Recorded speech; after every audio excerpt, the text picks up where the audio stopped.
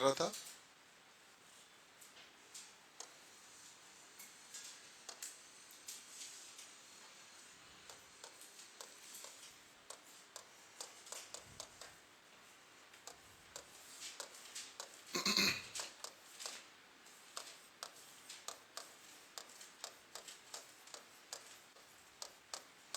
धारा के चुंबकीय प्रभाव टॉपिक चल रहा था, इसमें कई सारे टॉपिक आपने देखे।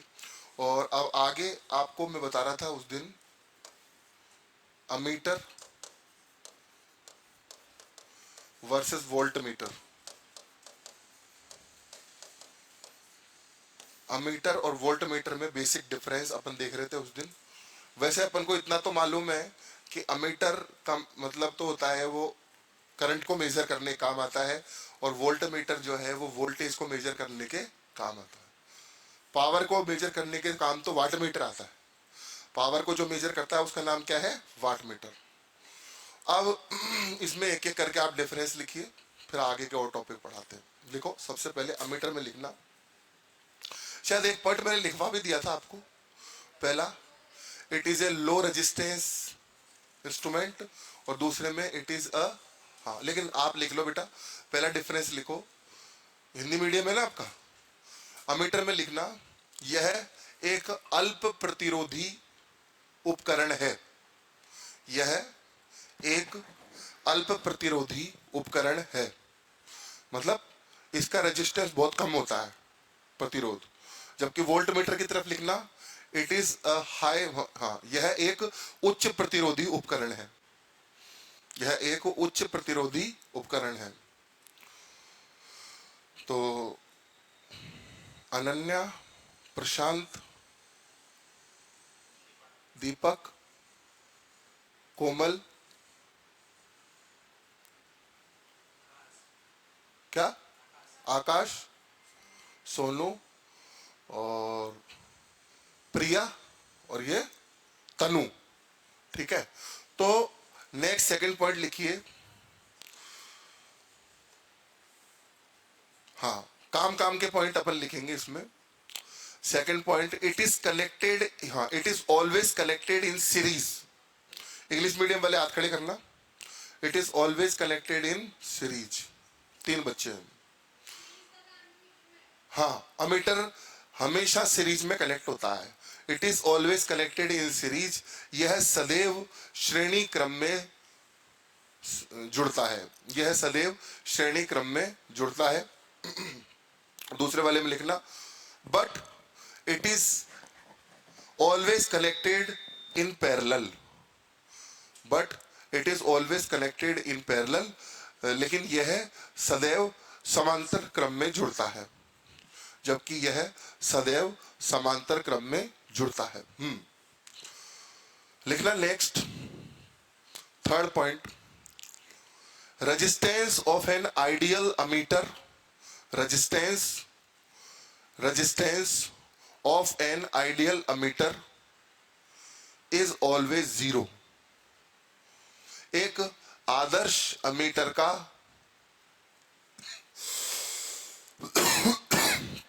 प्रतिरोध सदैव शून्य होता है। एक आदर्श अमीटर का प्रतिरोध हमेशा शून्य होता है। Resistance of an ideal voltmeter, resistance of an ideal voltmeter is always infinite. जबकि एक आदर्श विभव मापी का प्रतिरोध अनंत होता है। अनंत, उच्च प्रतिरोध है ना, इस वजह से।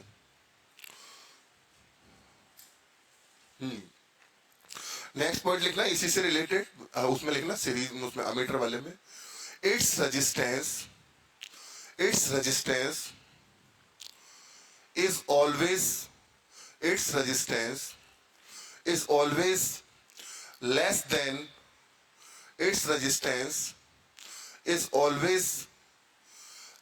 Then the resistance of galvanometer. Its resistance is always less than the resistance of galvanometer. इसका प्रतिरोध, अमीटर का जो खुद का प्रतिरोध है, इसका प्रतिरोध सदैव गैल्वेनोमीटर के प्रतिरोध से कम होता है, जो लेस है, वेरी लेस है, इस वजह से कम होगा। बल्कि दूसरे वाले में लिखना, but its resistance is always greater than, but its resistance is always greater than the resistance of galvanometer, बल्कि इसका प्रतिरोध गैल्वेनोमीटर के प्रतिरोध से अधिक होता है, जबकि इसका प्रतिरोध गैल्वेनोमीटर के प्रतिरोध से अधिक होता है।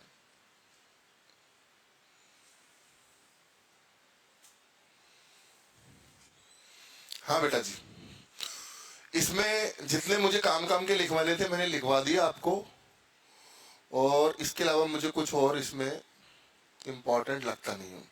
नेक्स्ट, आगे अगला हेडिंग लिखिए, conversion of galvanometer into ammeter. Conversion of galvanometer into ammeter.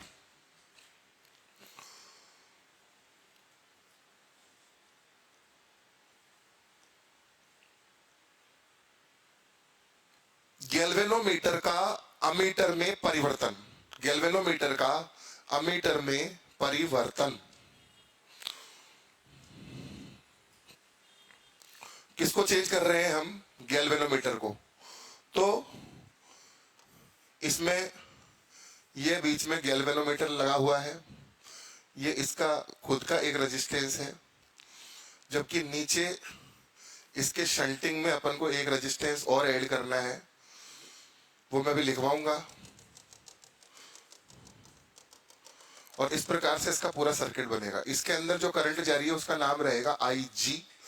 Galvanometer का ये अपना रेजिस्टेंस है R, और ये अपन ने जो ऐड किया है ये शंट रेजिस्टेंस है, जो अपन ने इसको गैल्वेनोमीटर से अमीटर में तब्दील करने के लिए ऐड किया है।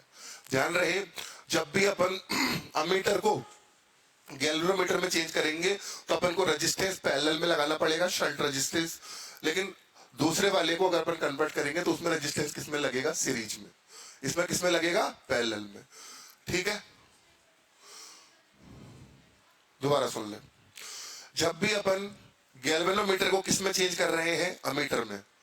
तो जो शंट रेजिस्टेंस है जो अपन ने एक्स्ट्रा लगाया है वो किसमें लगेगा? पैरेलल में।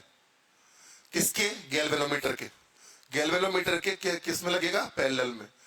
जबकि वोल्टमीटर को चेंज करेंगे, वोल्टमीटर में चेंज करेंगे तो किसमें लगेगा? सीरीज में। उसका सर्किट मैं भी बनाऊंगा। हल्की सी थ्योरी लिख लो ये फिगर बनाने के बाद में, नीचे एक थ्योरी एक लाइन लिख लेना। लिखो, galvanometer can be converted into a meter. Galvanometer can be converted into a meter by shunting a resistor in its parallel. By shunting a resistor in its parallel. Galvanometer को ammeter में परिवर्तित किया जा सकता है। गैल्वेनोमीटर को ammeter में परिवर्तित किया जा सकता है, परंतु इसके समांतर क्रम में एक शंट प्रतिरोध जोड़कर, परंतु इसके समांतर क्रम में एक शंट प्रतिरोध जोड़कर, by shunting a resistor in its parallel.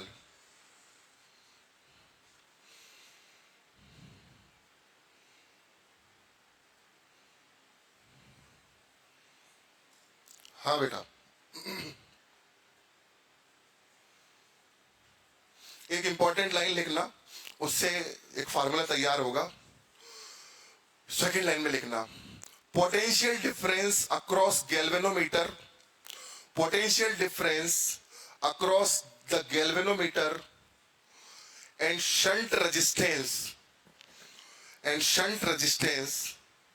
Are equal. potential difference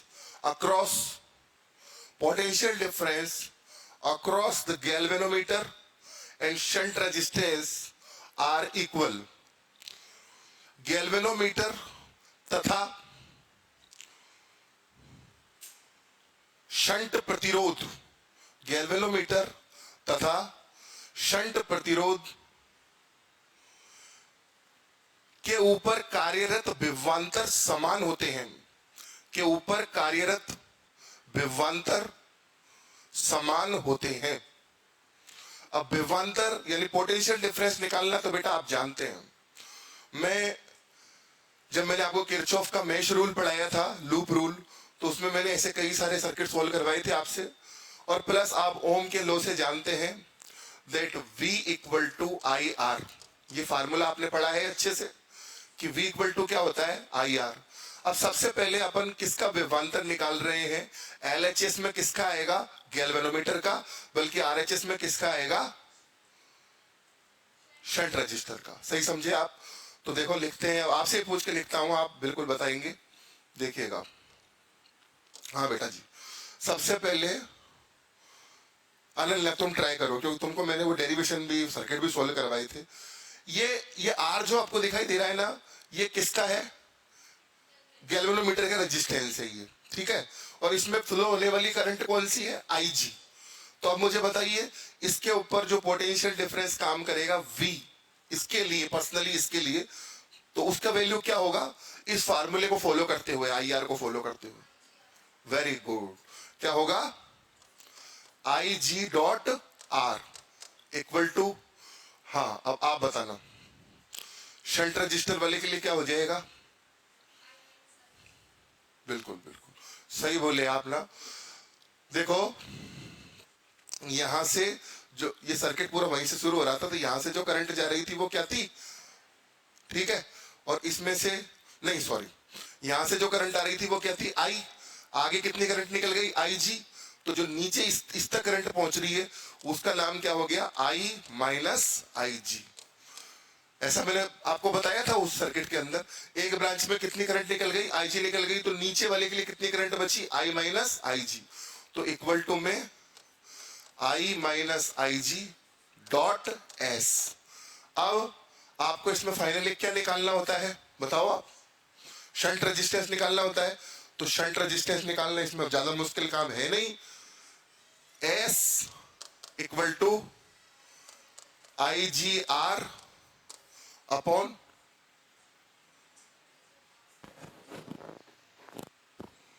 हाँ, IGR upon I minus IG। तो ये आपका कन्वर्ट हो चुका है गैल्वेनोमीटर किसमें, अमीटर में, और इसका शंट रेजिस्टेंस इस प्रकार से निकल जाएगा। यहां तक की बात समझ में आ गई आपको? उतार लीजिए सबके सब, फिर मैं वोल्ट मीटर का बताता हूं आपको।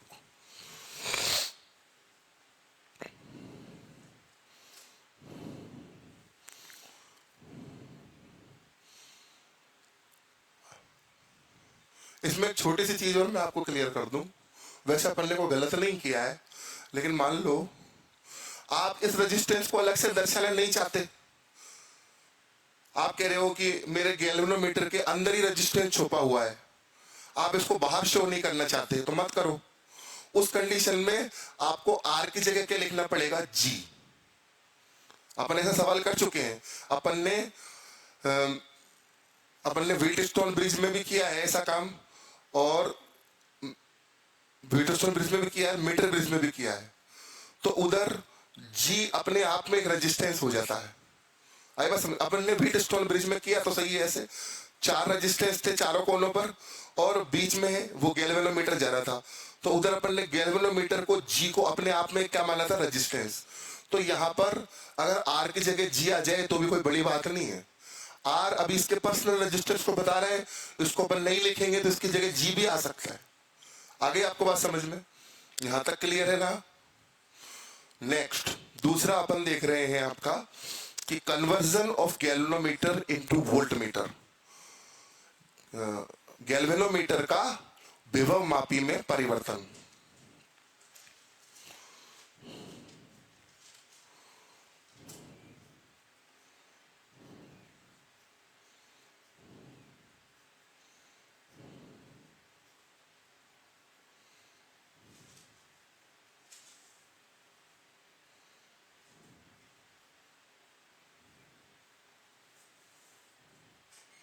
हाँ देखो, अब भी सही नहीं आ रही क्या आवाज? देखो,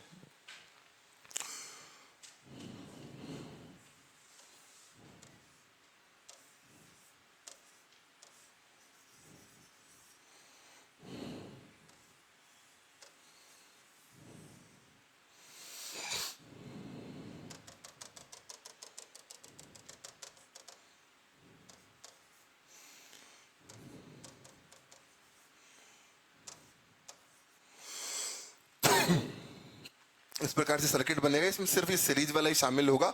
इसमें जो आर दिखाई दे रहा है आपको, ये वेरी वेरी हाई रेजिस्टेंस है, समझ रहे हैं? जबकि एस जो कि वहां पे लगा हुआ था वो वेरी लो रेजिस्टेंस था। आपको पता है कि अमीटर में आने वाला रेजिस्टेंस कैसा होता है? Very low. जबकि वोल्ट मीटर के साथ में आने वाला, उसको वोल्ट मीटर में तब्दील कर रहे हैं आप, तो आपको रेजिस्टेंस क्या रखना पड़ेगा? Very high. ये सर्किट बना लो आप, इसके बाद में इसके बारे में लिखते हैं।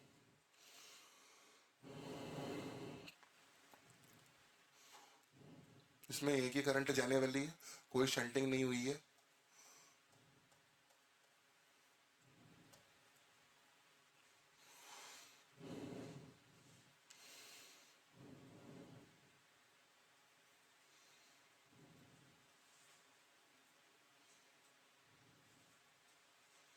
हाँ, एक लाइन लिख लीजिए। Here galvanometer can be converted, here galvanometer can be converted into voltmeter by connecting a very high resistance, by connecting a very high resistance in its series। यहां पर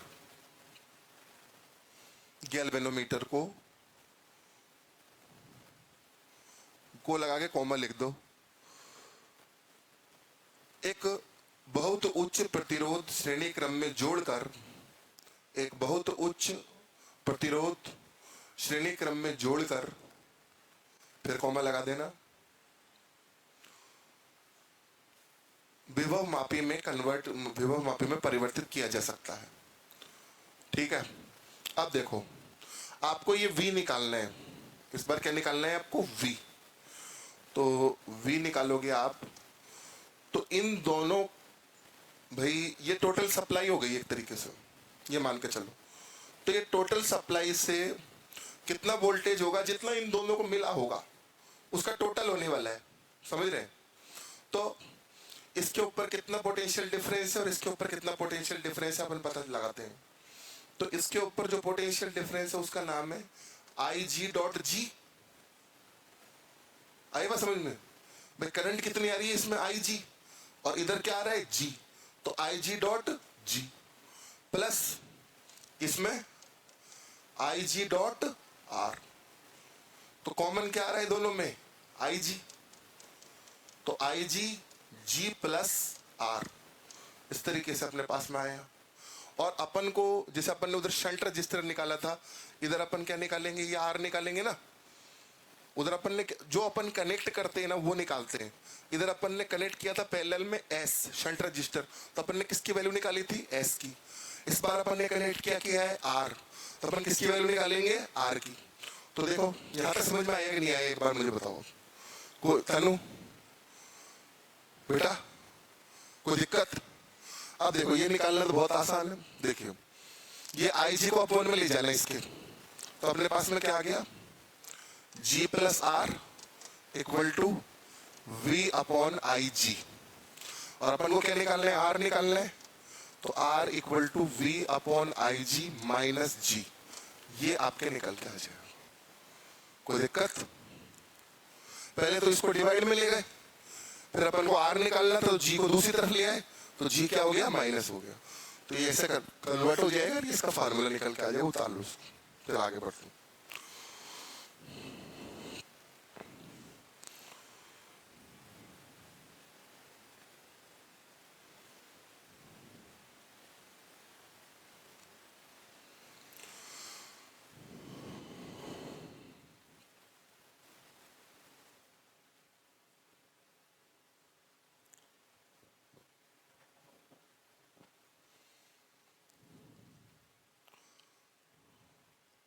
क्या हुआ बेटा?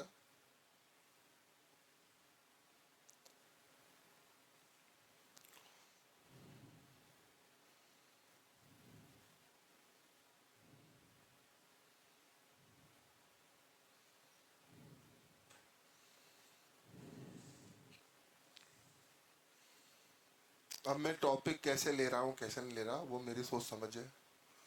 मुझे पता है मुझे कौन सा टॉपिक लेना है, कौन सा टॉपिक बच्चे के लिए सही रहेगा। आप ये मानकर चलिए कि एग्जाम से पहले आपका हर एक टॉपिक होगा, ठीक है। वैसे तो आमतौर पर ऐसा होता है कि बच्चे बिना तैयारी के मैदान में उतरते हैं तो उनको मालूम भी नहीं होता है सर कौन सा टॉपिक करा रहे हैं, कौन सा फिलहाल छोड़ रहे हैं, कौन सा करा रहे हैं, उनको अंदाजा नहीं होता। लेकिन कई बच्चे थोड़े एक्स्ट्रा ऑर्डिनरी होते हैं, उनको सब पता होता है कि सर ने कौन सा टॉपिक अभी कराया है, कौन सा सर ने बीच में छोड़ा है। लेकिन वो बिल्कुल भी चिंता ना करें, सभी टॉपिक होंगे, लेकिन एक सिंपल तरीके से बच्चे को खटाखट जो टॉपिक समझ में आ सकते हैं वो मैं करवा रहा हूँ। पहले समझ में बात आई आपको? तो बीच में अगर किसी को भी लगता हो कि सर ये टॉपिक रह गया तो वो होगा, जरूर होगा, लेकिन मैंने कुछ ना कुछ सोचा होगा उसके बारे में कि ये अगर मैं अभी कराऊंगा तो फिर क्या हो सकता है। आई बात समझ में? समझ रहे हो मेरी बात को? तो नेक्स्ट इसके बाद में अगला टॉपिक डालिए आप मैग्नेटिज्म। एक ही चैप्टर के हिस्से हैं ये सब, magnetic effects of the current के ही आगे का पोर्शन है ये। मैग्नेटिज्म, चुंबकत्व।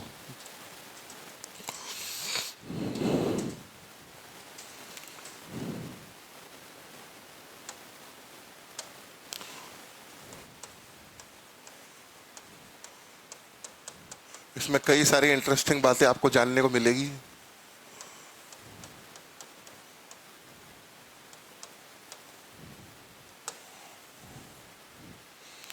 अब तक आपने मैग्नेटिक इफेक्ट देखा, आई बात समझ में?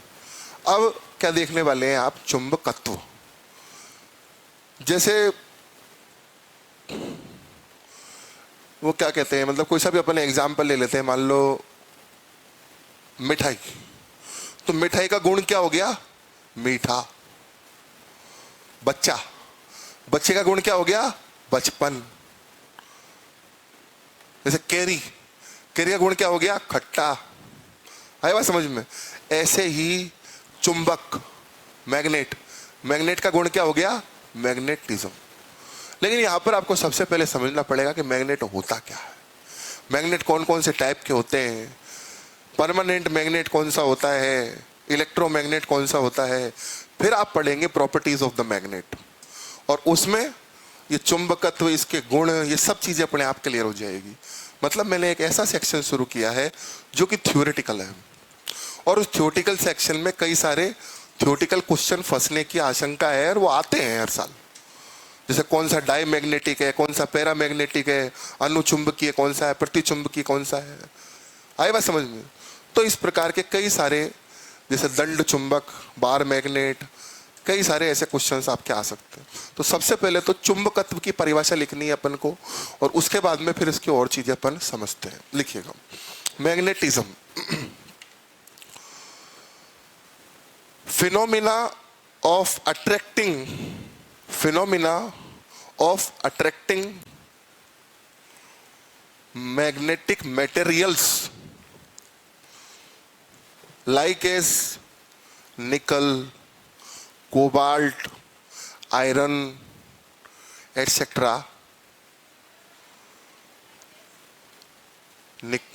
Like as nickel, cobalt, iron, etc.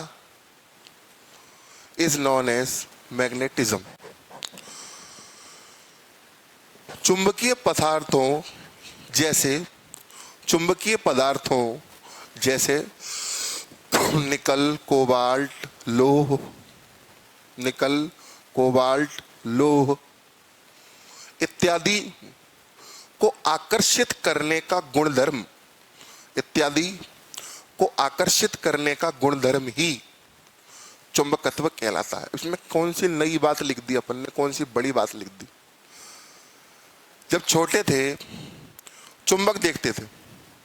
जैसे मैं आपको बात बताऊं, आप छोटे थे तो आपने कभी अपने घर के बड़ों को लकड़ी काटते हुए देखा, पदार्थ, आपने करवड़ी देखी, तो करवड़ी देखी एक्स, तो आपने ये पता चल गया कि भाई एक्स से क्या नाम से लकड़ी काटते हैं, समझ रहे? ऐसे कभी बचपन में आप कोई स्पीकर का या कोई छोटा चुंबक निकाल के खेले, तो आपको एक बच्चा बुद्धि में ये समझ कैसे विकसित हुई कि भाई ये चुंबक होता है, तो आपने बार बार उसके साथ में खेल खेला। कोई भी लोहे की चीज के पास लेके जाते उसको और चिपका के देखते, तो आपको पहचान हो गई, धीरे धीरे समझने लग गए कि इन चीजों के पास लेके जाने से तो ये चिपकती है और इस चीज के पास ले जाने से नहीं चिपकती है। आए बात समझ में? उसी बात को ये अच्छे शब्दों में डेफिनेशन में बता रहे हैं। अब वो सारे पदार्थ, लेकिन आपके बच्चा दिमाग में क्या बात सेट हुई कि सिर्फ लोहे के पास ले जाने से ही चिपकता है? नो, इसमें एक हल्का सा करेक्शन आपको ये करना है कि लोह पदार्थ नहीं होता वो कौन सा पदार्थ होता है? चुंबकीय पदार्थ, मैग्नेटिक मटेरियल। कोई से भी मैग्नेटिक मटेरियल, जैसे मैंने 2-3 मटेरियल के, कोई भी मैंने मैग्नेटिक मटेरियल के नाम बताए आपको, जैसे निकल, कोबाल्ट, आयरन, इनमें से और भी ये बता देंगे। जितने भी चुंबकीय पदार्थों के पास में आप उस चुंबक को लेके जाएंगे तो वो उसको क्या करेगी? आकर्षित करेगी। चुंबक का एक गुणधर्म आपने और देखा होगा, वही गेम वगैरह खेलते हुए, वो भी इसके गुणधर्म में लिखा हुआ आएगा कि चुंबक के जब समान ध्रुवों को एक एक के पास लेके आते हैं तो क्या होता है, और जब असमान ध्रुवों को लेके आते हैं तो क्या होता है। जैसे आपने चार्ज देखे, आवेश के बारे में आप जानते हैं, 2 प्रकार के आवेश होते हैं, एक होता है प्लस, एक होता है माइनस, एक होता है प्रोटॉन, एक होता है इलेक्ट्रॉन। आपने इनके बारे में अच्छे से पढ़ा कि अगर प्लस को माइनस के पास लाएंगे तो दोनों चार्ज एक दूसरे को क्या करेंगे? अट्रैक्ट। जबकि समान वाले को पास लाएंगे तो क्या करेगा? रिपल्स। जो काम चार्ज में होता है वही काम मैग्नेट के पोल्स में होता है। यहाँ पर 2 चार्ज होते हैं प्लस माइनस, वहां पर 2 पोल होते हैं। अच्छा, इन प्लस माइनस को क्या बोलते हैं? प्लस क्यू और माइनस क्यू।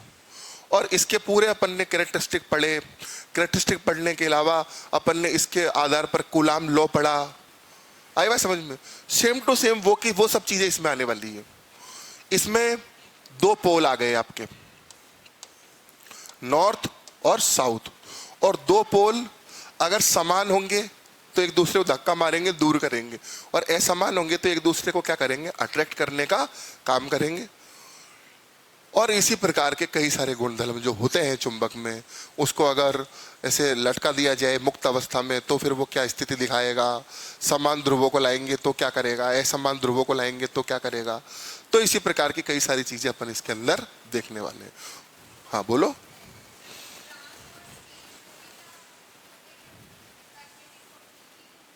ब्रास और स्टील, हाँ इनमें लोहे का अंश तो है ना, इनके मैन्युफैक्चरिंग हुई थी उसमें लोहे का अंश तो है स्टील की मैन्युफैक्चरिंग में।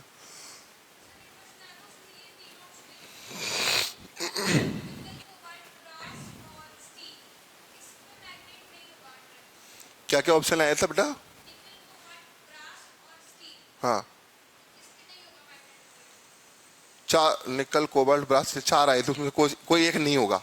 देखो निकल तो होगा, कोबाल्ट भी होगा, और मेरे हिसाब से स्टील भी होना चाहिए, बिकॉज स्टील की मैन्युफैक्चर, नहीं ये 4 बोल रही है, निकल, कोबाल्ट, ब्रास और स्टील 4 बोल रही है। इसमें से निकल कंफर्म होगा, कोबाल्ट भी होगा, स्टील को भी होना चाहिए, बिकॉज स्टील की मैन्युफैक्चरिंग में लोहा खूब मात्रा में यूज होता है। अब ले दे के क्या बच गया? ब्रास। अगर ऑप्शन यही है और सही ऑप्शन है तो फिर आंसर क्या होना चाहिए? ब्रास। हाँ, कॉपर भी इलेक्ट्रिसिटी का अच्छा कंडक्टर है। हाँ,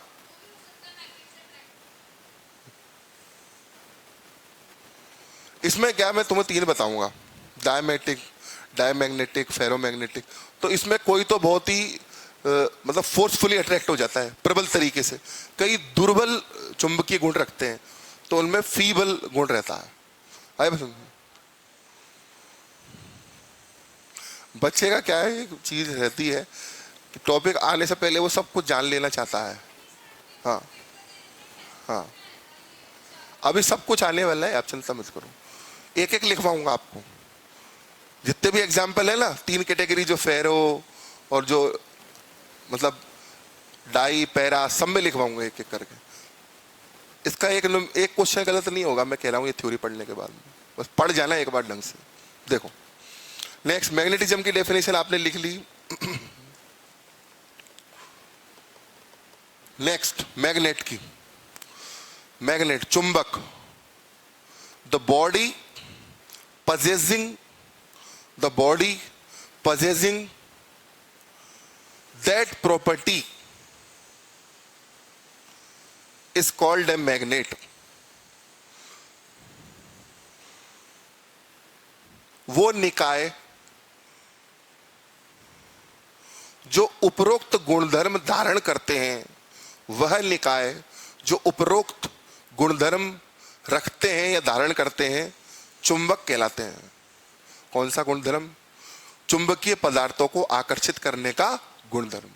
अच्छा, कई बच्चों को ये सब चीजें बहुत आसान लग रही होगी, क्या लिखवा रहे हैं सर, ये तो पता है हमको पहले से ही। लेकिन अभी कुछ बातें ऐसी आने वाली है जो आपको नहीं पता है, समझ रहे हैं? शुरू की एक आध लाइनें तो आसानी लगती है सबको, लेकिन अब कई सारी बातें ऐसी आने वाली है जो मैं पूछूंगा आपसे, आपको नहीं आती होंगी वो, समझ रहे हो? देखो नेक्स्ट,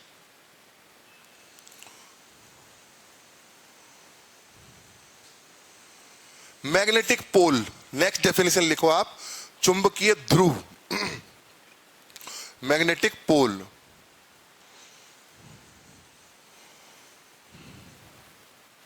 मैं आपसे क्वेश्चन पूछता हूं और उसके बाद में मैं मेरी बात बताता हूं।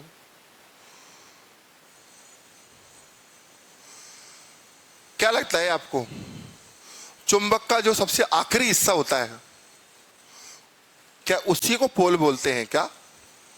एक मिनट, ये चुंबक बना रखा है मैंने, इसका जो सबसे ऊपर का एरिया है, ये टॉप, और ये क्या यही होते हैं क्या पोल?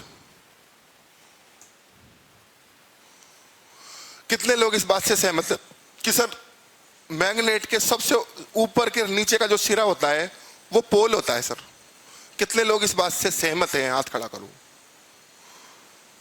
क्या पता आप सही हो, कौन कह सकता है? तो 3 लोग इस बात से सहमत है।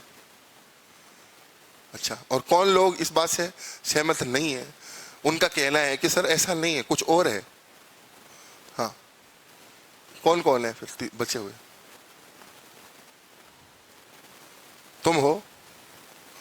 तो फिर ये पोल होता किधर है?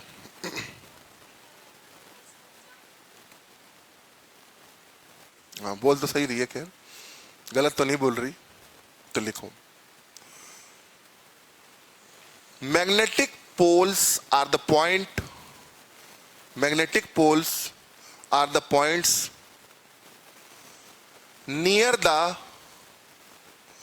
two ends of the magnet, near the two ends of the magnet where maximum magnetic field concentrated, where maximum magnetic field concentrated. चुंबकीय ध्रुव चुंबक के दोनों सिरों के नजदीक, चुंबकीय ध्रुव चुंबक के दोनों सिरों के नजदीक, बिल्कुल दोनों सिरों पर नहीं, दोनों सिरों के नजदीक वह बिंदु होते हैं जहां अधिकांश चुंबकीय क्षेत्र केंद्रित रहता है, जहां अधिकांश चुंबकीय क्षेत्र क्या रहता है? केंद्रित रहता है। बात समझ में आई? जैसे आप चुंबक देख पा रहे हैं, तो इसमें सिरे से थोड़ा नीचे और इधर सिरे से थोड़ा इधर जो आपको दिखाई दे रहा है, ये है पोल, और बाकी एंड से वहां कुछ और आपको दिखाई देगा। बात समझ रहे हैं आप? अपन एक लेंथ निकालते हैं ना, मैग्नेटिक लेंथ, तो उधर मैं आपको दोनों पॉइंट्स के बारे में बताऊंगा। यहां तक बात क्लियर हो गई आपको?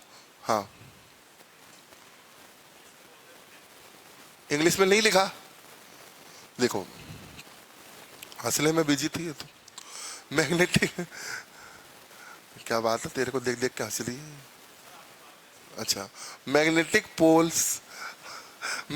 Poles are the points near the two two ends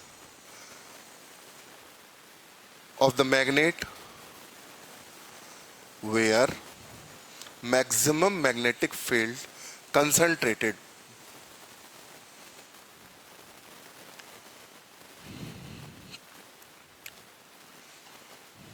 next, और आखिरी नहीं, सेकंड लास्ट एक पॉइंट लिखो, अर्थ इज ऑल्सो ए मैग्नेट। आज ही एक बच्चे ने क्वेश्चन पूछा मेरे से, छोटे बच्चे ने, अर्थ इज ऑल्सो ए मैग्नेट।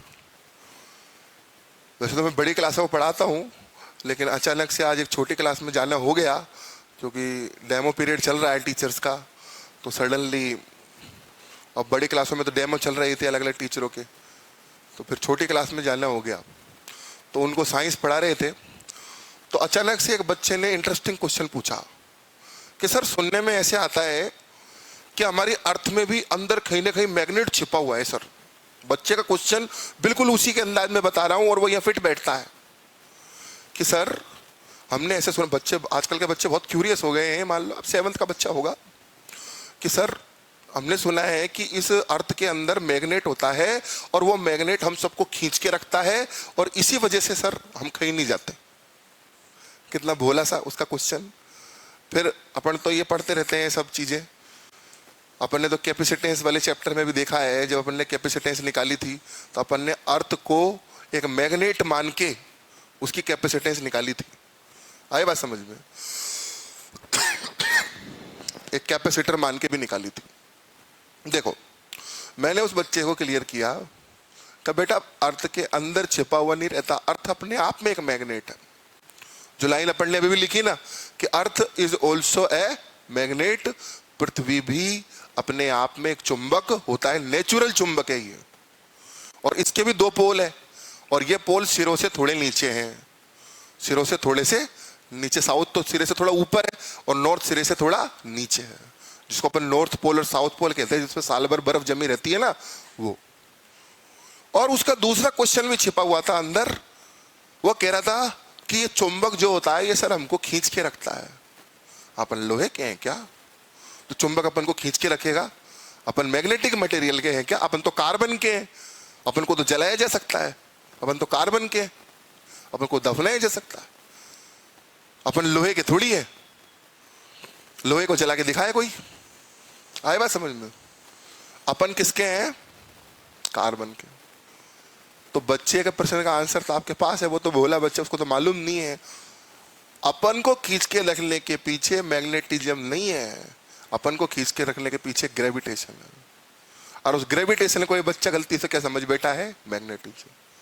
अच्छा, मैग्नेटिज्म के भी अपने गुण हैं जो अर्थ पे प्रॉपर्टी दिखाते हैं, अर्थ पे कई सारे काम करते हैं, वो उसकी स्टडी कभी बाद में देखेंगे अपन। लेकिन फिलहाल जो अपन सब ऐसे कुर्सी पर आराम से बैठे हुए हैं, इसमें मैग्नेटिज्म से भी बड़ा रोल किसका है? ग्रेविटेशन का। बात समझ में आई आपको? तो ये आपने सेकंड लास्ट पॉइंट लिखा। एक पॉइंट और देखते हैं अपन इसका, फिर इसकी प्रॉपर्टीज पाएंगे।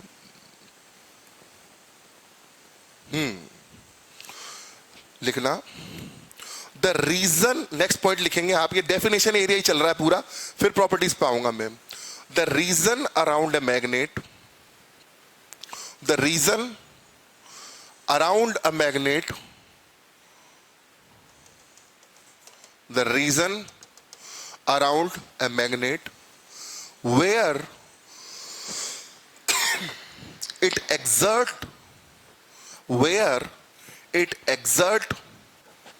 a force, it exert a force on the other magnetic materials or magnets, magnetic materials or magnets is called the magnetic field, is called the magnetic field। एक चुंबक के चारों ओर का वह क्षेत्र, एक चुंबक के साथ में इस फिगर का भी निर्माण कर लीजिए ना आप। एक चुंबक के चारों ओर का वह क्षेत्र जहां किसी और चुंबक या चुंबकीय पदार्थों पर, जहां किसी और चुंबक या चुंबकीय पदार्थों पर उस चुंबक के द्वारा बल आरोपित होता है, उस चुंबक के द्वारा बल आरोपित होता है, कोमा लगाना चुंबकीय क्षेत्र कहलाता है, चुंबकीय क्षेत्र कहलाता है। जैसे सपोज करो यहां पर कोई छोटा मैग्नेट आ गया, कोई आयरन की चीज आ गई, कोई कोबाल्ट की चीज आ गई, तो इनको खींचने के लिए, इनको अट्रैक्ट करने के लिए जो वो फोर्स लगाएगा, तो ये पूरा जो सराउंडिंग एरिया है ये मिलाकर क्या हो गया, आपका मैग्नेटिक फील्ड। क्या हो गया, मैग्नेटिक फील्ड। और मैग्नेटिक फील्ड इंटेंसिटी को निकालने का सिंबल क्या है बताइए, बी। क्या था, बी, चुंबकीय क्षेत्र। तो ये पूरा बी है, इसके आसपास जो बढ़ रहा है उसको क्या कहेंगे अपन, बी, मैग्नेटिक फील्ड इंटेंसिटी, चुंबकीय क्षेत्र तीव्रता। बात समझ में आई आपको, यहां तक क्लियर है सबको। ऐसा ही आप इलेक्ट्रोमैग्नेट के केस में भी देख के आए हैं। ये तो मैंने परमानेंट मैग्नेट बनाया है, लेकिन अपन ने मान लो एक कंडक्टर ले लिया था, एक चालक तार ले लिया था, उस चालक तार से होके अपने करंट फ्लो करी, तो करंट फ्लो करते ही इसके आसपास एक चुंबकीय क्षेत्र का जो निर्माण हो जाता है इसके आसपास, उसी को अपन ने क्या नाम दे दिया था, बी। ये प्रॉपर्टी किस में दिखाई दे रही थी अपन को, इलेक्ट्रोमैग्नेट में। बट इसमें और इसमें एक छोटा सा डिफरेंस है कि ये परमानेंटली शो करेगा, लेकिन इसमें जैसे ही आप करंट फ्लो करना बंद कर देंगे तो इसमें चुंबकीय क्षेत्र भी स्वतः ही खत्म हो जाएगा। ये दोनों में छोटा सा फर्क है।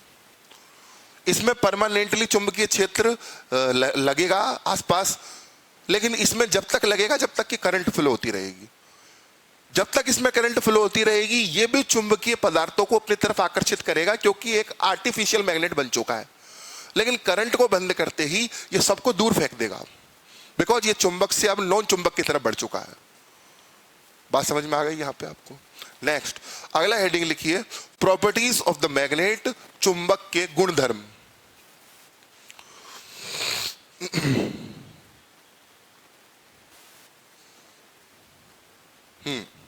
सबसे पहला property, A freely suspended magnet, A freely suspended magnet aligns, ALLIGNS, aligns itself in north south direction, in north south direction। इस प्रकार से देखिएगा,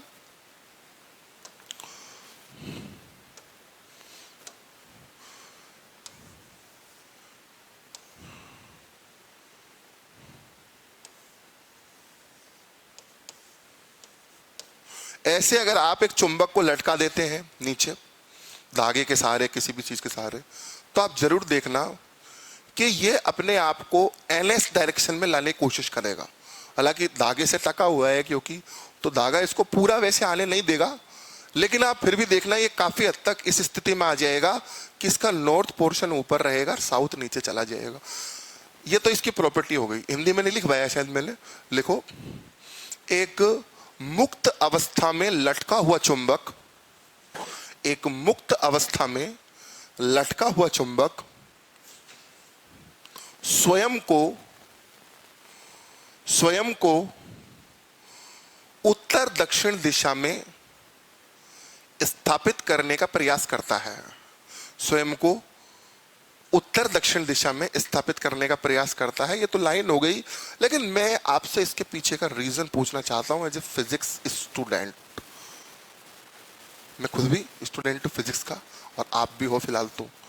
तो इसके पीछे का रीजन जो मैंने खुद से पूछा है, बुक वाला नहीं पूछता है, वो पढ़ाता भी नहीं है, लेकिन मैंने पूछा है कि आपने ऐसे फ्रीली जब चुंबक को लटकाया तो ये एनएस डायरेक्शन में आने की कोशिश क्यों कर रहा है। मतलब ये ऐसे डायरेक्शन में आने की भी कोशिश कर सकता था, मतलब एस ऊपर जा सकता था, एल नीचे आ सकता था, या फिर ये ईस्ट वेस्ट कहीं आड़ा तिरछा भी हो सकता था। ये ऐसे ही लटकना क्यों चाह रहा है, मतलब इसके पीछे क्या कंसेप्ट हो सकता है। ऐसे प्रश्न आपकी जीनियसनेस के प्रतीक चिन्ह हो सकते हैं कि आप कितने जीनियस हो। मतलब बताओ, सोचो।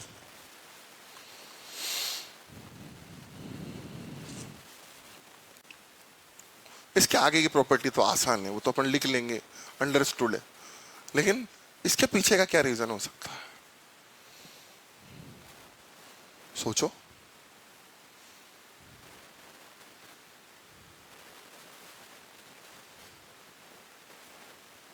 नहीं सोच पा रहे हो? बहुत आसान है।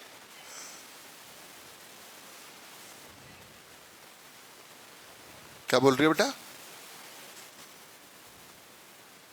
नहीं, ये चुंबक जो अपन ने ऐसे लटकाया धागे से बांध के, तो ये जैसे मान लो चुंबक है, ये इसका नॉर्थ था, ये इसका साउथ था, अपन ने तो यो लटकाया था इसको, लेकिन ये घूम के यो हो गया लगभग, धागे की वजह से थोड़ी लाज बची हुई है इसकी, नहीं तो ये बिल्कुल ऐसे हो गया, यानी नॉर्थ ऊपर चला गया, साउथ नीचे आ गया। ऐसा क्यों हुआ इसमें?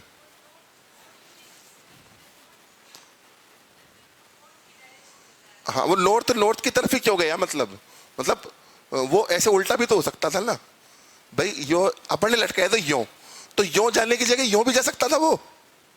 मेरी बात समझना, अपन ने ऐसे लटकाया, ये नॉर्थ था ये साउथ था, तो वो नॉर्थ ऐसे गया, भाई कोई कहे कि वजन के मारे गया, तो वजन के मारे यो जाने की जगह यो क्यों नहीं गया? साउथ ऊपर चला जाता, नॉर्थ नीचे आ जाता। बहुत वेराइटीज है इसके पीछे, अगर कोई सोच के देखे तो। अच्छा, इसका एक हिंट देता हूं मैं आपको, फिर सबको आंसर देगा, फिर सबको हाथ खड़ा करेगा। इस चुंबक का ये गुणधर्म सिर्फ पृथ्वी पर पॉसिबल है। अब मुझे लगता है आप सब आंसर दे सकते हैं अगर आप में थोड़ा सा भी दिमाग है तो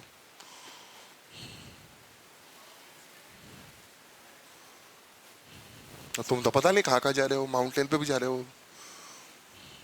मैं क्या कह रहा हूं, चुंबक का जो ये गुणधर्म है जो मैं बता रहा हूं, ये सिर्फ पृथ्वी पर संभव है, और पृथ्वी को लेके ये गुणधर्म मैं पीछे लिखवा के आया हूं आपको। अब भी आप कनेक्ट नहीं कर पा रहे दोनों चीजों को। बेटा आप बता सकती हो, शायद आपके चेहरे से लग रहा है मेरे को। कोई गुरुत्वाकर्षण नहीं है, सिर्फ चुंबकीय आकर्षण है इधर, और कुछ नहीं है इसके अलावा।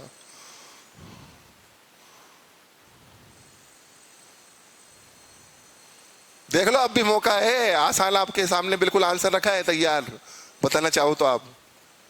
हाँ, नहीं बता रहे आप? अब देखना आप, इसके नीचे कौन है? अर्थ। कन्फर्म है? अर्थ अपने आप में क्या है? एक चुंबक है, हमने बताया आपको ये भी। और अर्थ के अपने पोल है नॉर्थ और साउथ। अर्थ कभी नहीं चाहेगी कि नॉर्थ के पास में नॉर्थ आए, बिकॉज सेम पोल एक दूसरे को क्या करते हैं? रिपेल। अर्थ हमेशा चाहेगी कि उसके पास में कौन सा पोल आए? अपोजिट। इसलिए वो एन को दूर फेंकती है और एस को पास लाने की कोशिश करती है, बिकॉज एस और एन में आकर्षण होता है। बोलो, मैंने वैलिड क्वेश्चन पूछा था कि नहीं पूछा था आपसे? मैंने आपको हिंट भी दी, एक हिंट तो मैंने गुणधर्म में लिखाई, दूसरी मैंने दी कि सिर्फ पृथ्वी पर संभव है, और मैंने कहा कि पृथ्वी अपने आप में क्या है? चुंबक। मैं कहता हूं आज तो जितनी भी क्लासेस चली है, कितनी भी बड़ी कोचिंगों की चली होगी भाई, ये सस्पेंडेड ऐसे क्यों रहता है? सबने रेक्टाफिकेशन ही लिखवाया है आज तक, हमको भी लिखवाया था, आपको भी लिखवा रहे थे, लेकिन रीजन मैंने पहली बार बताया है। मेरे को ऐसा लगता है, आए बात समझ में? और इसका कोई घमंड नहीं है, मेरे को खुशी है कि मैंने बताया कम से कम। घमंड किस बात का? इसमें कौन से लड्डू पेड़े मिल रहे हैं? आए बात समझ में? नेक्स्ट, दूसरा प्रॉपर्टी लिखो आप। सबसे बड़ी बात है, आपको पता चला, कभी किसी से पूछ के देखना, कोई फिजिक्स में ज्यादा ही होशियार बने, उससे पूछ के देखना, भैया ये बताना एक बार, ऐसे क्यों लटकता है आगे? ठीक है। The like poles of a magnet repel each other, and unlike poles attract each other. चुंबक के समान ध्रुव परस्पर प्रतिकर्षण करते हैं, जबकि असमान ध्रुव आकर्षण करते हैं।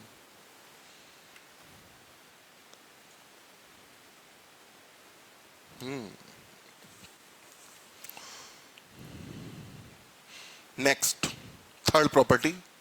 बेटा सोनू, लिखा नहीं आपने? चुंबक के समान ध्रुव प्रतिकर्षण करते हैं, जबकि असमान आकर्षण करते हैं, मतलब उनमें आकर्षण बल कार्य करता है।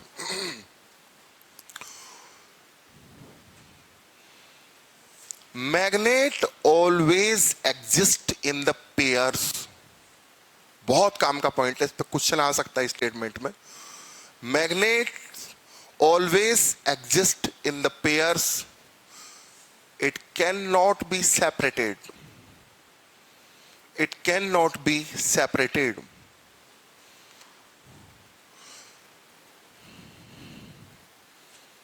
एक चुंबक सदैव युग्मों में ही अस्तित्व में बना रहता है। दोनों युग्मों को अलग करके चुंबक का अस्तित्व संभव नहीं है। दोनों युग्मों को अलग करके चुंबक का अस्तित्व संभव नहीं है। मतलब अगर युग्म अलग कर दिए तो चुंबक चुंबक ही नहीं रहेगा। आई बात समझ में? लेकिन मैं आपसे पूछना चाहता हूं, क्या चुंबक के ध्रुवों को पेयर नॉर्थ साउथ, कहना क्या चाहता है? कहना यह चाहता है कि एक चुंबक चुंबक तब तक ही है जब तक उसमें नॉर्थ और साउथ दोनों पोल एग्जिस्ट करते हैं। दोनों पोल को आप कभी दूर नहीं कर सकते, और कर दोगे तो वो चुंबक नहीं रहेगा। लेकिन मैं आपसे क्वेश्चन पूछता हूं कि क्या आप वाकई कर सकते हो ऐसा? नहीं कर सकते। आप चुंबक को कितने भी छोटे टुकड़े में तोड़ लेना, उसमें तो भी नॉर्थ और साउथ जरूर बचेंगे। उसका चाहे कितना भी माइन्यूट पार्ट कर लेना, उसका सूक्ष्म कर लेना एकदम, तो भी एक हिस्सा क्या बचेगा? नॉर्थ, और एक हिस्सा क्या बचेगा? साउथ। हाँ, हमने छोटी क्लास में ये जरूर पढ़ा था। हमने मास्टर जी से पूछा कि सर बताओ, आप चुंबक को क्या वाकई में कभी फिनिश किया जा सकता है? तो उन्होंने एक बात कही कि चुंबक को अगर जोर से हथौड़े से पीटा जाए, उसको बार बार ऐसे पत्थर देके दोंचा जाए, तो उसकी चुंबकीय शक्ति कम हो जाती है, लेकिन उसमें भी उसका कोई एक ध्रुव नष्ट नहीं होगा, वो दोनों ही नष्ट हो जाएंगे। ऐसा नहीं है कि आप कहोगे मैं तो उसको नॉर्थ की तरफ से ज्यादा नोच रहा था, जो मैंने नॉर्थ खत्म कर दिया। नहीं, तो उधर से नोच कह रहा है, तो काट के पटक दे तो भी नॉर्थ साउथ बचेंगे आगे। आए बात समझ में? आप पूरे चुंबक को पीटोगे तो वो नॉर्थ और साउथ यानी पूरे चुंबक का अस्तित्व ही खत्म हो जाएगा। एक बार में खत्म नहीं होगा, उसकी पावर कम हो जाएगी धीरे धीरे। थोड़ा बहुत तो फिर भी फीबली अट्रैक्ट तो वो तब भी करेगा दुर्बल तरीके से, लेकिन उसका चुंबकीय गुण धीरे धीरे क्या हो जाएगा? खत्म हो जाएगा। बात समझ में आई? सिर्फ ये एकमात्र तरीका, और उसमें पूरा चुंबक का अस्तित्व खत्म होगा, किसी एक ध्रुव का अस्तित्व खत्म नहीं होगा। यानी ध्रुवों के बगैर चुंबक चुंबक ही नहीं है। अगर चुंबक है तो ध्रुव है, और ध्रुव नहीं है तो चुंबक नहीं है। ये बात क्लियर हो गई आपको? तीसरा पॉइंट जो कि बहुत नॉर्मल पॉइंट था, मैंने आपको तीसरा पॉइंट इन डिटेल करवाया। नेक्स्ट, क्या बेटा, क्या कह रहे हो आप? तो चुंबक ही खत्म हो गया।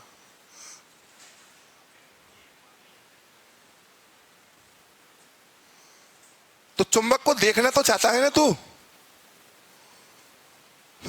मैंने क्या कहा तेरे से कि अपन को चुंबकीय गुण खत्म भी करना है और उसके बाद भी चुंबक को देखना है। थोड़े से अगर तू ठोकेगा तो भी चुंबक दिखेगा तो सही ना, और जला ही देगा तो चुंबक ही नहीं बचा तो गुणधर्म क्या ढूंढता है अब उसमें?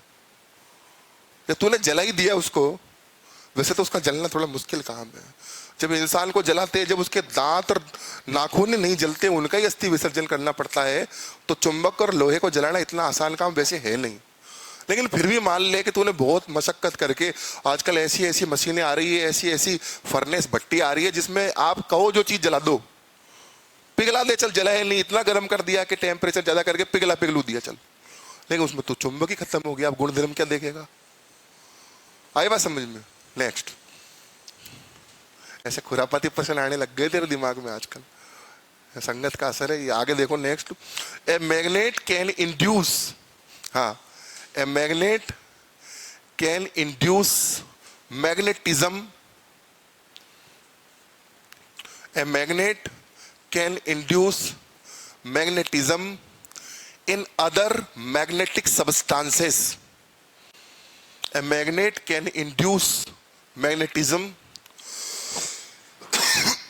in other magnetic substances.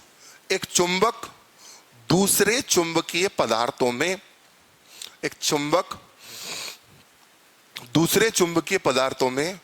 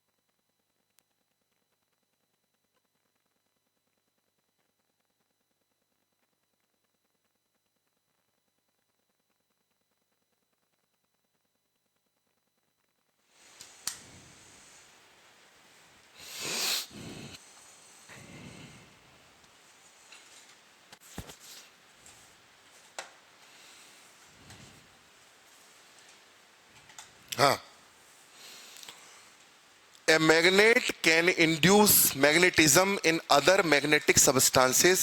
एक चुंबक दूसरे चुंबकीय पदार्थों में भी चुंबकत्व का प्रेरण कर सकता है।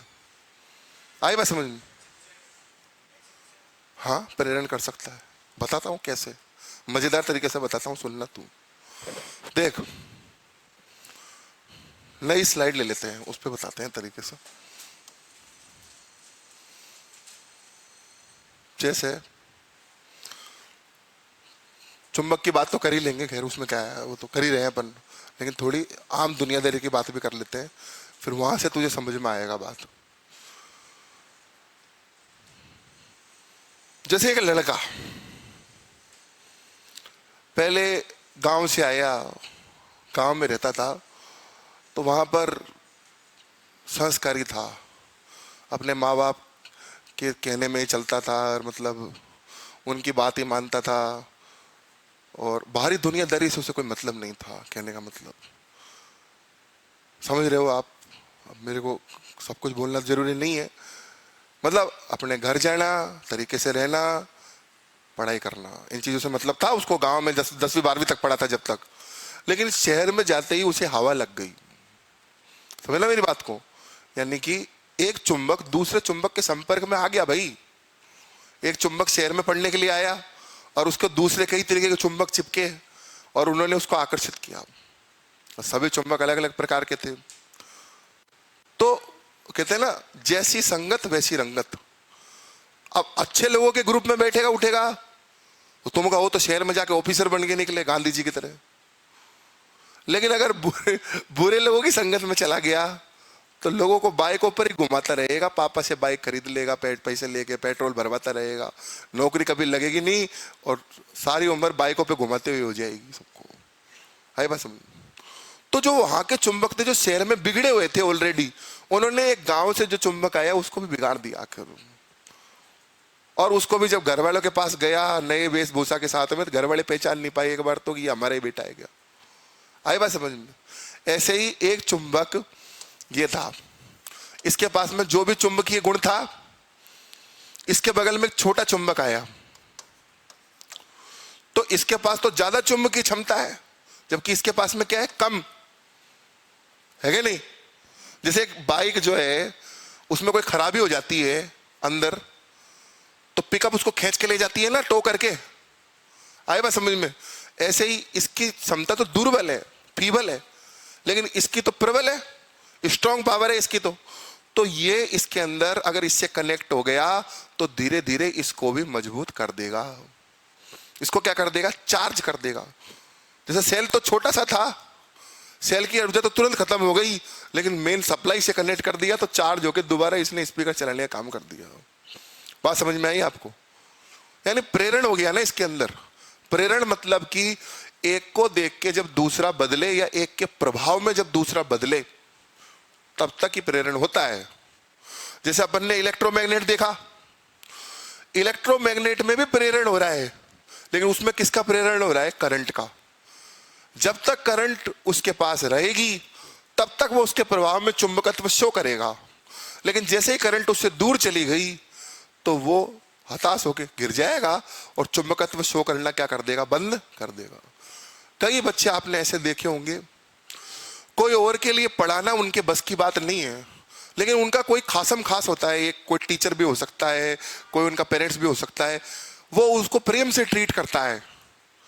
तो वो जब उसके पास रहता है तो वो शैतान बच्चा भी उसके प्रभाव में पड़ता है, उसके इंडक्शन में पड़ता है, लेकिन थोड़ी देर के लिए, एक आध दिन के लिए वो बंदा कहीं बाहर चला जाए, उसकी पढ़ाई लिखाई सब बंद हो जाती है।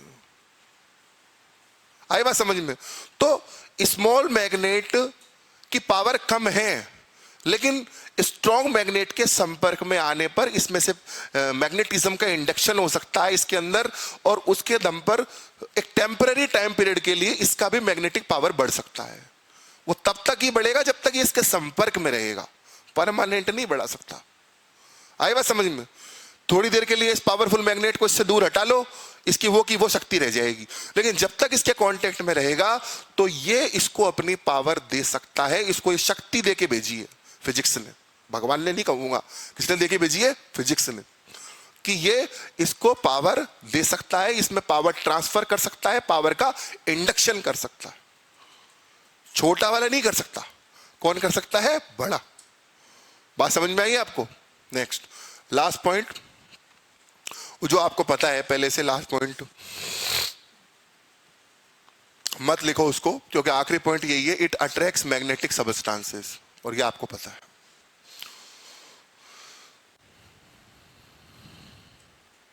मेरे को लगता है अपन जो क्लास लेते हैं 1.5-2 घंटा, उसका आधा सेक्शन पूरा हो गया क्या?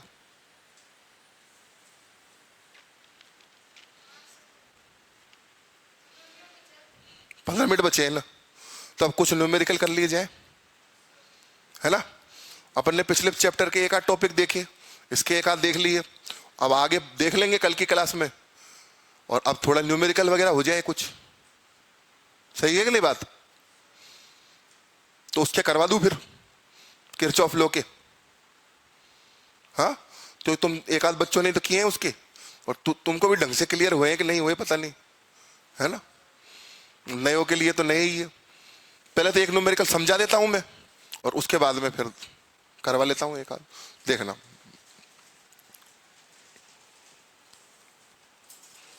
हाँ भैया, क्या हुआ बेटा?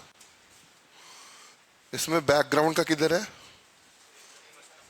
हाँ, फर्स्ट मुझे ब्लैक करना है इसको।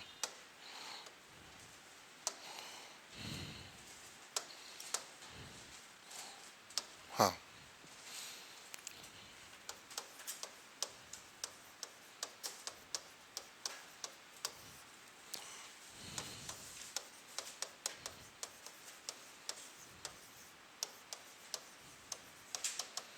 देखो बेटा, मैंने किरचॉफ के लॉ पढ़ाए थे आपको, और कोई सा भी पेन दे दो, वो तो वो काम हो जाएगा, उससे भी पेन दे दो कोई सा भी, लिखना ही तो है मेरे को। एक्स्ट्रा पेन है कि नहीं तेरे पास? हाँ, उसको बाद में उठा लेंगे। मैंने आपको किरचॉफ के लॉ पढ़ाए थे, तो किरचॉफ के 2 लॉ होते हैं। पहला लॉ तो क्या होता है? Junction rule. देखो जंक्शन रूल में क्या है, जैसे मान लो ये कोई अपना एक जंक्शन है, ठीक है। इस जंक्शन पे जितनी भी करंट्स आती जाती है, समझ रहे हैं आप, तो कोई करंट इस पे आएगी, कोई करंट इससे जाएगी, फिर कोई करंट आती है, फिर कोई इससे जाती है, इस प्रकार से इसमें चलता रहता है। अब जैसे मान लो इन करंट्स को अपन ने अलग अलग नाम दे दिया, I1, I2, I3, I4, I5, ऐसे कुछ ना कुछ नाम दे दिया अपन ने। तो इसमें अब मुझे कोई बताएगा, मैंने पढ़ाया था आपको कि इन सभी करंट्स को क्या मतलब इनकी प्रॉपर्टी रहती है, आने वाली करंट क्या शो करेगी, जाने वाली क्या शो करेगी, कौन बताएगा बोलो? हाँ, देखो कोई भी चीज अपने पास में आती है तो अपन को क्या होता है? फायदा होता है, और जाता है तो क्या होता है? नुकसान। तो अपन ये मान के चलते हैं कोई जंक्शन है, इस पे अगर कोई करंट आ रही है तो वो क्या होगी? प्लस, बिकॉज अपन को बेनिफिट हो रहा है। लेकिन अगर जा रही है तो क्या होगा? माइनस। तो रूल ये था कि किसी भी जंक्शन पर आने वाली या जाने वाली सभी करंट्स का बीजगणितीय योग, algebraic sum is equal to 0। ये इसका थ्योरी था। या फिर दूसरे शब्दों में कहें तो एक जंक्शन पर, संधि बिंदु पर आने वाली करंट का बीजगणितीय योग जाने वाली करंटों के बीजगणितीय योग के क्या होता है? बराबर होता है। कैसे भी कह लो आप। अब इसको लिखेंगे कैसे? देखो आप बताओगी कैसे लिखूं इसको? अब कोई नहीं आता, कोई बात नहीं। हाँ, आप बताओगे प्रशांत? हाँ, देखो I1 आ रही है तो किसमें लिखा हुआ आ गया? प्लस में। आपको दिखाई तो दे रहा है ना, सबको रेड में है, तो कोई टेंशन तो नहीं है। I1, अब I2 गई तो माइनस I2, फिर उसके बाद में I3 आई, फिर I4 गई तो माइनस I4, और नेक्स्ट I5 फिर से आई तो प्लस I5 इक्वल टू 0। इस तरीके से अपन ने लिखा। इसको अपन दूसरे तरीके से भी लिख सकते हैं, ऐसे I1 plus I3 plus I5 equal to I2 plus I4। कोई दिक्कत यहां तक? आने वाली सभी जो करंट है वो जाने वाली करंट के क्या हो गई? बराबर। जंक्शन रूल समझ में आ गया ना आप सबको? नेक्स्ट, अब देखिए मेश, सेकंड लूप रूल।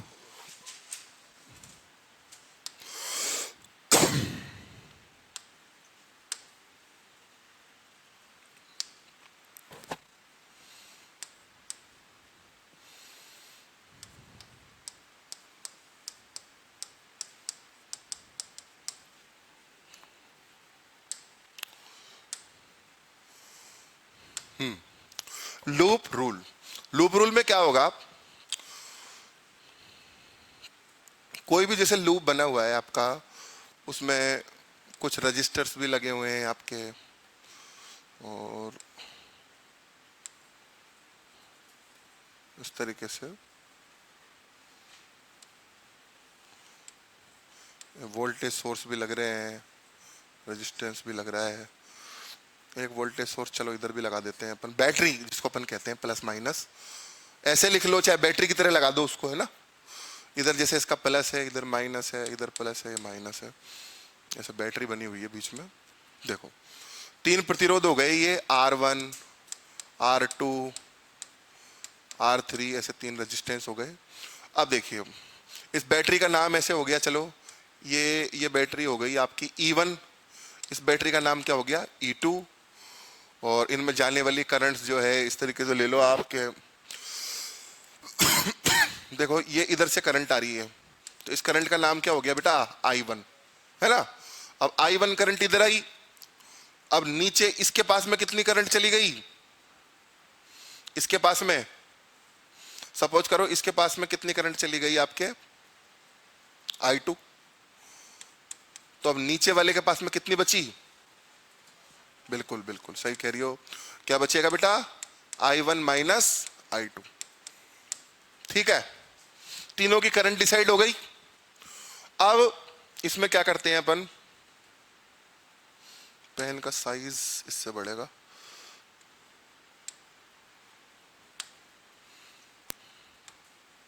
बढ़ा ही नहीं, कोई बात नहीं। इसके अंदर ये अंदर जो करंट फ्लो हो रही है इसको क्या कहते हैं अपन, लूप करंट। इसके अंदर भी एक करंट फ्लो होती है, उसको क्या कहते हैं, लूप करंट। अब लूप करंट की डायरेक्शन हमेशा क्या रहती है, क्लॉकवाइज, दक्षिणावर्त। मतलब ये करंट इसमें ऐसे गई, फिर ऐसे घूम के ऐसे आएगी, समझ रहे हैं, तो ये लूप करंट की बात होगी। अब इसका अपन इक्वेशन तैयार करते हैं। मैं इक्वेशन क्यों करवा रहा हूं, क्योंकि इस इक्वेशन पर बेस्ड न्यूमेरिकल आएगा, फिर वहां पर इसमें कुछ ना कुछ नंबर लिखा होगा सबके ऊपर, और फिर कुछ ना कुछ पूछ लिया जाएगा आपसे, करंट पूछ ली जाएगी नॉर्मली। तो अब इसका इक्वेशन मैं तैयार कर रहा हूं, इनको कुछ ना कुछ नाम दे देता हूं मैं, A B C D, ऐसे मैंने नाम दिया। तो आपको दोनों लूप बारी बारी से सॉल्व करने हैं। सबसे पहला लूप ADB या ABD, दूसरा लूप BCD। ये जो मैं करवा रहा हूं इससे डबल फायदा हो रहा है, एक तो न्यूमेरिकल हो जाएगा, दूसरा जिन बच्चों का ये इंपॉर्टेंट टॉपिक छूट गया था उनका क्लियर भी हो गया है इस बार में, समझ रहे, किरचॉफ लॉ क्लियर हो रहे हैं दोनों। अब अपन जैसे इस लूप को सॉल्व कर रहे हैं, सपोज करो सबसे पहले किसको सॉल्व कर रहे हैं अपन, ABD को सॉल्व कर रहे हैं अपन। तो अब इसकी इक्वेशन मेरे को बनानी है। अब जंक्शन रूल तो मैंने आप सबको बता दिया, लेकिन इसके साइन कन्वेंशन मैंने अभी आप जो नए स्टूडेंट है उनको नहीं बताया। जंक्शन रूल का चिन्ह नियम तो मैंने बता दिया कि भाई आने वाली करंट तो क्या हो जाती है प्लस, और जाने वाली करंट क्या हो जाती है माइनस। लेकिन इसमें जो इसको अपन EMF कहते हैं, विद्युत वाहक बल, इसका और इस पे जो विभवांतर लगता है, वोल्टेज डिफरेंस, इन सब का भी अपना एक साइन कन्वेंशन होता है जो मैंने लिखवाया था आप बच्चों को। तो साइन कन्वेंशन क्या होता है मैं आपको समझा देता हूं। अगर अपन सर्किट को इस प्रकार से लें कि अपन बैटरी के प्लस से माइनस की तरफ जाएं, जैसे अपन इस लूप को सॉल्व करेंगे जब ऊपर वाले को, तो अपन BCD सॉल्व कर रहे हैं, तो अपन BC ब्रांच पे चल रहे हैं, अपन B से किधर की तरफ जा रहे हैं C, तो अपन बैटरी के किस पे गए, प्लस से माइनस। तो बच्चों मैंने क्या नियम लिखवाया था, जब हम बैटरी के प्लस से माइनस की तरफ जाते हैं तो बैटरी प्लस लिखी जाती है या माइनस लिखी जाती है, माइनस। ये बात समझ लेना, ये मैंने EMF को लेकर रूल बताया है आपको, दोनों EMF क्लियर हो जाएंगे इससे। अगर हम सर्किट को कुछ इस प्रकार से सॉल्व कर रहे हैं, हमारा सॉल्व करने का डायरेक्शन कुछ ऐसा है कि हम बैटरी के प्लस से माइनस की तरफ जा रहे हैं, तो बैटरी किस में लिखी जाएगी, माइनस में। बिकॉज हम प्लस जैसी अच्छी चीज को छोड़कर माइनस जैसी बुरी चीज के पास गए, यानी हम ज्यादा से कम की तरफ गए, तो निश्चित है कि फिर EMF भी क्या हो जाएगा, कम हो जाएगा। तो EMF किस में लिखा जाएगा, माइनस में। But on the other hand side, अगर इस सर्किट में भी सेम ऐसा ही हो रहा है बच्चों। इस सर्किट में भी हम ए बी वो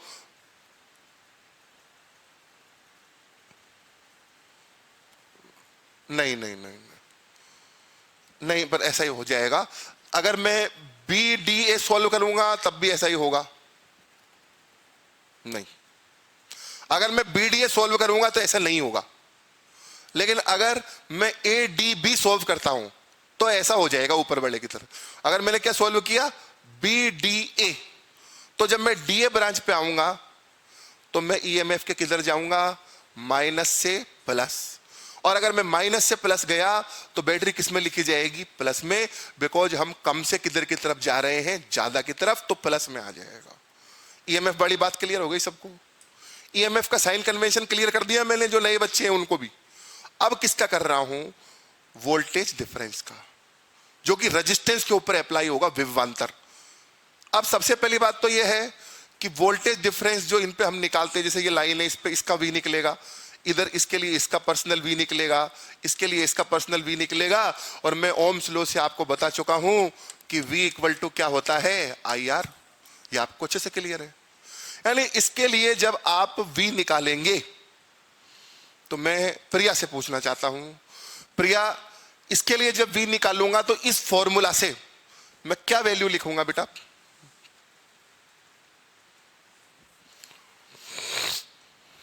बहुत आसान है, आप दिमाग लगाओ बस थोड़ा सा। देखो, उसमें V I इंटू आर था, और इस वाली ब्रांच पे R कौन है बेटा, R1, और I कौन है, I1।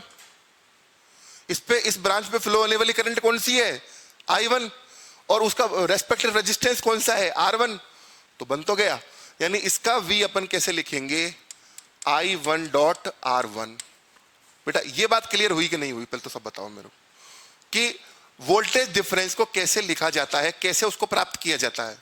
रही डायरेक्शन की बात, अब डायरेक्शन की बात अपन देखते हैं। ध्यान से सुनना, बहुत काम की बात बोल रहा हूं। अगर वो रेजिस्टेंस जिस पे अपन पोटेंशियल डिफरेंस निकाल रहे हैं, अगर उसमें फ्लो होने वाली करंट लूप करंट के अपोजिट डायरेक्शन में होती है तो इसे पोटेंशियल फॉल कहते हैं। इसको विभव का निम्न होना कहते हैं। और इसमें हमेशा वो किस में लिखा जाएगा, माइनस में, जो कम हो रहा है ना। लेकिन अगर इसमें फ्लो होने वाली करंट लूप करंट की डायरेक्शन में ही चल रही है तो उस कंडीशन में इसको पोटेंशियल राइज कहते हैं, विभव का उच्च होना कहते हैं। और उस कंडीशन में वो किस में लिखा जाएगा, प्लस में। ये तो भैया बिल्कुल ऐसे ही है जैसे आप सकरात के दिन पतंग उड़ाओ। अब एक तो अच्छी सकरात कब बनेगी, जब आपकी पतंग जिस दिशा में जा रही है हवा भी उसी दिशा में चली जाए, तब तो वो हवा उड़ा के आपकी पतंग को बहुत आगे ले जाएगी और आपका काइट राइज हो जाएगा। इधर क्या हो रहा था, पोटेंशियल राइज, उधर क्या हो गया, काइट राइज। लेकिन अगर उल्टा खेल हो गया, आप पतंग को इधर उड़ाने की कोशिश कर रहे हो और हवा उधर से आ रही है लगातार, तो आप कितना भी ताकत लगा लो वो पतंग नीचे गिरेगी बार बार। तो क्या हो गया, काइट फॉल, पतंग बार बार गिर के पेड़ों में आ जाएगी। ऐसे ही अगर इस पर्सनल रेजिस्टेंस में फ्लो होने वाली करंट, लूप करंट जो कि कुदरती हवा की तरह मान लो आप, अगर उसके समान दिशा में है तो वह किस में लिखा जाएगा, प्लस में। और अगर असमान दिशा में है तो किस में लिखा जाएगा, माइनस में। अब इसको देखकर बताओ आप, इक्वेशन तो मैं बढ़वाऊंगा आपसे अभी, लेकिन मैं इसका सैंपल दिया था आपको छोटा सा, इसकी वैल्यू मैंने लिख दी यहां पर। अब इसके आगे मुझे कौन सा साइन लगाना चाहिए, अभी दो आवाज आई मुझे, एक प्लस की आई, एक माइनस की। तो ईमानदारी से मुझे बताना, प्लस किसने बोला, ईमानदारी से बताना। माइनस बोला आपने, हाँ। प्लस किसने बोला, एक ने किसने प्लस भी बोला था। अब सबकी आवाज में पहचानना तो मुश्किल है। प्लस जिसने बोला वो गलत है बिकॉज आप देख लो ना, इसकी करंट I1 है और वो किधर जा रही है, इधर, जबकि लूप करंट क्लॉकवाइज इधर गई। इस करंट को ऐसे मत मानो ये ऐसे आ गई, इस करंट को ऐसे मानकर चलो, थोड़ा ऐसे लेके चलो, ऐसे जा रही है ये, ऐसे ऐसे आ रही है ये डायरेक्शन ये शॉर्ट में बनाया जाता है।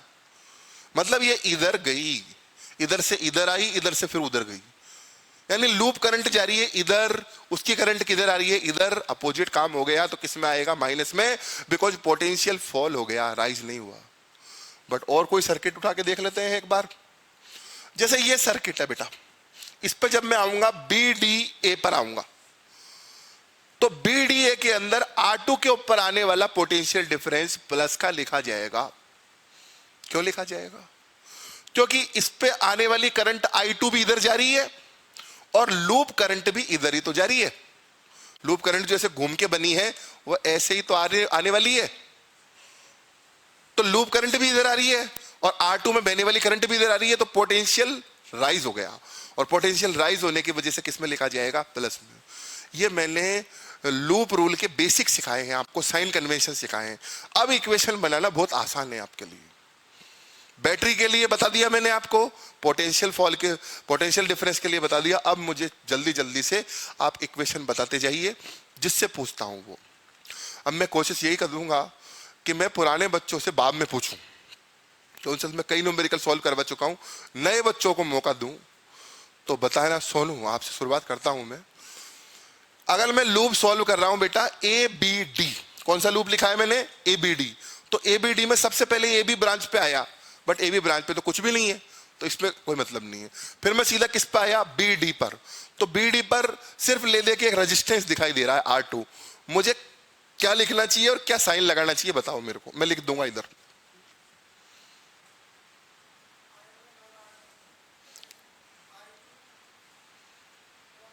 बिल्कुल, और साइन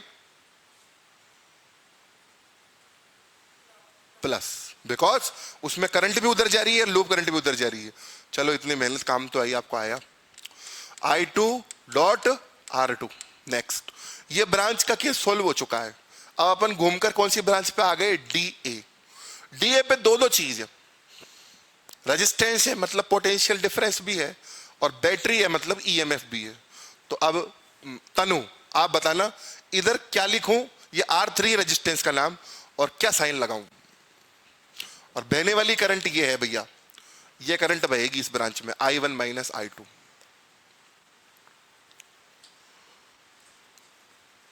I1 माइनस I2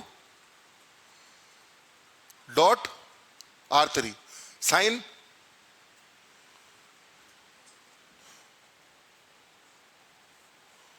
सही कह रही है, बिकॉज R3 नहीं, सही नहीं कह रही, सही नहीं कह रही है। देखो तनु, ये करंट यहां पे आई ना, फिर ए से गई है, इस बैटरी पे ध्यान मत दो, ऊपर से आ रही है करंट, इसमें I1 माइनस I2 इधर जाएगी फिर इधर जाएगी, यानी R3 में बहने वाली करंट किधर गई, इधर।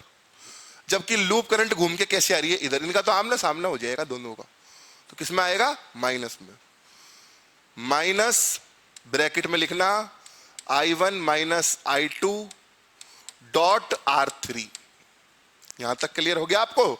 आगे अगली ब्रांच में बैटरी और है, ठीक है, बैटरी किसी और से सॉल्व करवाऊंगा, बैटरी प्रिया से सॉल्व करवाऊंगा। बताओ अब क्या लिखूं, E2 है बैटरी का नाम, बताओ। और हम सॉल्व करते करते बैटरी के माइनस से प्लस की तरफ जा रहे हैं, बताओ। बहुत आसान है, बस एक अक्षर बोलना है आपको और कुछ नहीं करना।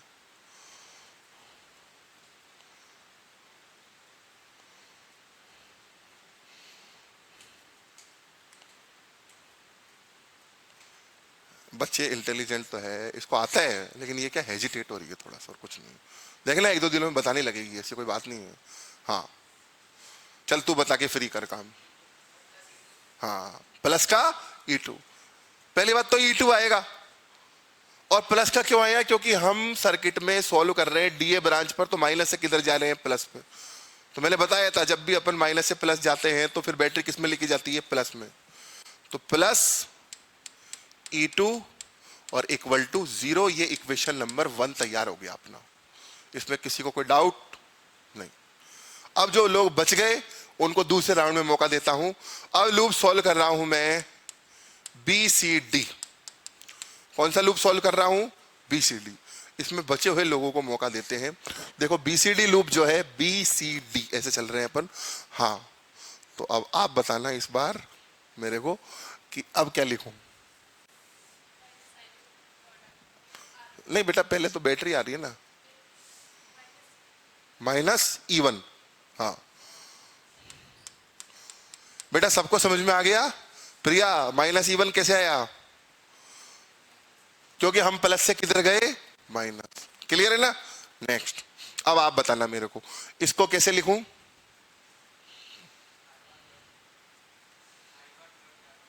किसका? प्लस के माइनस? माइनस का। सही बोल रहा है, क्योंकि इसमें करंट किधर आ रही है? इधर। और लूप करंट किधर जा रही है? उधर की तरफ। तो बिल्कुल सही कहा इन्होंने, -I1.R1। ओके। और आगे इस ब्रांच में कुछ है नहीं, और अब अगेन ये ब्रांच आ गई। तो अब अनन्या काफी देर से चुपचाप बैठी है, तो अब अनन्या बता देगी। हाँ, अब आप बताना इस ब्रांच में क्या लिखूं बेटा, कैसे लिखना चाहिए मेरे को? और माइनस का लिखूंगा प्लस का? माइनस का लिखूं है? देख, लूप करंट भी, हाँ सही कह रही है, क्योंकि इसकी इसकी करंट तो इधर आ रही है। तो माइनस का I1 -I2 हाँ सॉरी सॉरी, सही है, केवल I2 तो है इसमें। I2.R2 सही बोला है इसमें। और ये अपनी कौन सी इक्वेशन तैयार हो गई? सेकंड। ये पूरा सर्किट समझाने का पर्पज सिर्फ, अभी मैंने न्यूमेरिकल दिया ही नहीं था आपको, अभी तो सिर्फ मैंने कंसेप्ट समझाया है, मैंने बेस तैयार किया है आपका, ताकि आप न्यूमेरिकल कर सको। यहां तक की बात सबको समझ में आ गई ना? अब न्यूमेरिकल में क्या होगा? न्यूमेरिकल में ये R1 R2 E2 नहीं मिलेंगे, कोई ना कोई डिजिट मिल जाएगी, और डिजिट मिल जाएगी और आखिर में आपसे I1 I2 I3 ये सब पूछ लेगा। इक्वेशन को सॉल्व करके निकाल लेंगे। जैसे दो इक्वेशन मिल गई ना अपन को, अब इनकी जगह कुछ ना कुछ नंबर लिखा हुआ होता तो इनको सॉल्व करना आसान हो सकता था अपने लिए। अभी तो कैसे सॉल्व करें इनको? अब इसमें सवाल में कोई ना कोई डिजिट दे देंगे तो फिर इक्वेशन सॉल्व हो जाएगी। और फाइनली इसमें आपसे करंट पूछी जाती है मेनली। वोल्टेज, बैटरी और रजिस्टेंस तो दे दिया जाता है, और क्या पूछी जाती है? करंट। I1 I2 ये सब करंट पूछी जाती है। समझ में आ गया बात? न्यूमेरिकल का बेसिक तैयार है, पर मुझे लगता है न्यूमेरिकल अभी करवाऊंगा तो उसमें अगला आधा घंटा और निकल जाएगा। समझ रहे हो? और इतना टाइम अपने पास में है नहीं। तो एक बार वो जो भैया है उनको बुला के लाओ, वो कुछ क्या थोड़ा प्रचार करना होता है ना क्लास के लिए, एडमिशन के लिए, तो वो कुछ बुलाओ इनको एक बार। फिर आपका टेस्ट लगेगा और फिर आप जाओगे।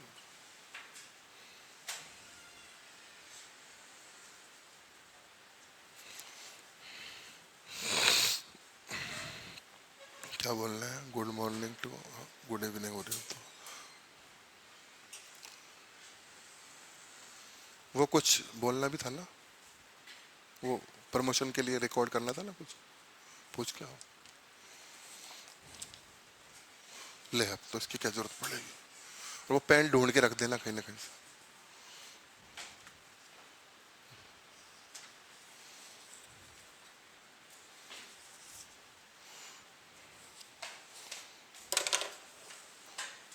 बोलो, दूर दूर बैठोगे फिर? बोलो।